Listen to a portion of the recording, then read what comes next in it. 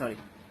So hello everyone, আপনাদের সবাইকে ICC T world cup team preview show 13 number এপিসোডে স্বাগতম। এবং আজকে যে দলটাকে আমি প্রিভিউ করবো সেই দলটা হচ্ছে টি20 ওয়ার্ল্ড কাপের এশীয় দলগুলোর মধ্যে ভারতের পর সবচেয়ে সফল দল হিসেবে গণ্য করা হয় আর কি তাদেরকে, এবং দলটা হচ্ছে পাকিস্তান। তো মেইন টপিক যাওয়ার আগে একটা জিনিস একটু জানি, পাকিস্তান এখন পর্যন্ত টি20 বিশ্বকাপের 9টা আসরে মোট 11টা ম্যাচ খেলেছে, যার মধ্যে তার 30টাতে জিতেছে, 19টাতে তারা হেরেছে, দুটোতে তাদের দুইটা ম্যাচ ড্র হয়েছে, আর তার উইন পার্সেন্ট হচ্ছে আর 19.8%। সো এই জিনিসটা আমি পরের প্রিভিউ করলে অন্য দলগুলো নিয়ে বলবো।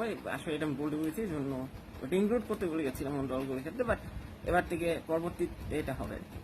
সো বেসিক্যালি পাকিস্তান টিম, এখনকার যে টিমটা, তাদের যে মেন্টালিটি বা আজকে থেকে ধরুন 20-25 বছর আগে যে টিমটা ছিল, তাদের যে মেন্টালিটি কমপ্লিটলি ডিফারেন্ট। মানে আপনি দেখেন যেমন হকের সময় করা টিমটা করেন, বা ওয়াসিম আকরাম যখন ক্যাপ্টেন ছিল, তো বাবাকে যখন ক্যাপ্টেন ছিল, তখন টিমের মধ্যে একটা ফাইটিং স্পিরিট ছিল। হ্যাঁ, টিমের মধ্যে আপনার ক্যাপ্টেন্সি ইস্যুস, ক্যাপ্টেন্সি নিয়ে গ্রুপিং, তারপর হচ্ছে ম্যানেজমেন্টে বারবার পরিবর্তন হওয়া, ক্যাপ্টেন্সি বারবার চেঞ্জ হওয়া, সিলেকশন প্যানেলে বারবার চেঞ্জ হওয়া, প্রপার টিম সিলেক্ট না করা, প্রপারলি মানে স্কোয়াড অ্যানালিসিস না করা, যাকে খুশি তাকে পিক করা, মানে যোগ্য ক্রিকেটারদের পিক না করা, এইসব ফ্যাক্টর কিন্তু পাকিস্তানের ডাউনফলের কিন্তু একটা বড় রিজন।